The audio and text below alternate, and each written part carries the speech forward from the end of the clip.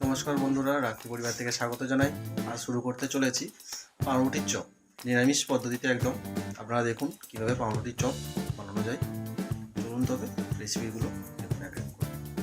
এখানে পরিমাণ মতো সেদ্ধ করা আলু নিয়ে নিয়েছি, আর এখানে আমি অল্প পরিমাণে বেসন, আর এখানে কিছু সিক্রেট মশলা আছে। যেখানে সিক্রেট মশলাটা আপনারা শুনে নিন, তবুও বলছি। শুকনো লঙ্কা, জিরে, ধনে, জোয়ান, আমি এগুলোকে শুকনো কড়াই শুকনো করে নিয়ে আমি এগুলো ভেজে নিয়েছি।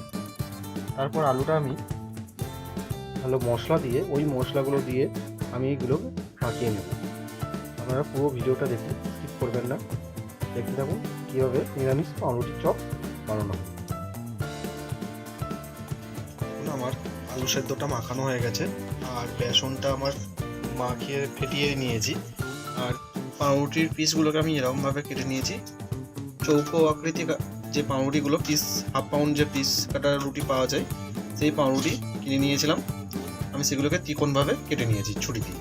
এবার এগুলোকে আমি যে আলুর যে একটা ড্র করেছিলাম, অল্প অল্পভাবে এভাবে দেব।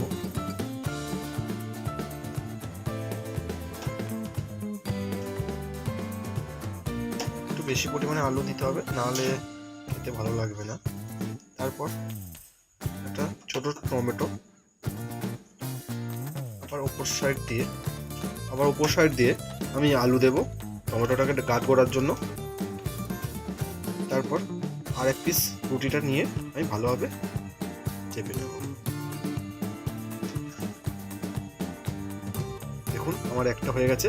আমি এবার এক এক করে প্রত্যেকটা করে নেব। দেখতে পাচ্ছেন, আপনারা দেখে বলবেন কেমন হচ্ছে।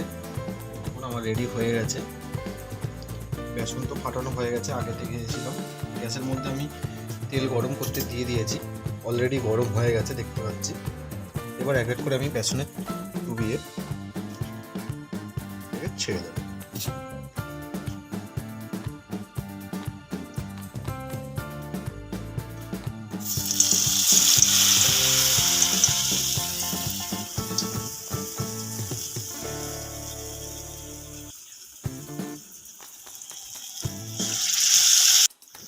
দেখুন লাল লালভাবে ভাজা হয়ে আসছে। আমি আর একটু লাল লাল করে ভাজবো, তারপরে তুলবো। আপনারাও বাড়িতে করবেন, করে টেস্ট হয়ে বলবেন কেমন হয়েছে। দেখুন আমার ভাজা হয়ে গেছে, দেখতেই পাচ্ছেন আপনারা কত সুন্দরভাবে লাল হয়ে ভেজে গেছে। এগুলোকে আমি এবার এক এক করে তুলে নেব। তারপরে ওই তেলেতেই আরও তো কিছু আছে, সেগুলোকে আমি এক এক করে ভেজে নেব। দেখুন পাউরুটি নিরামিষ চপ আমার রেডি হয়ে গেছে। দেখে বলবেন আপনারা কেমন হয়েছে। তার সাথে কিছুটা আমি কিষান সস ওর উপরে দিয়ে দিয়েছি, আর শসা কুচানো, যেটা বলে স্যালাড। দেখে বলুন কেমন হয়েছে।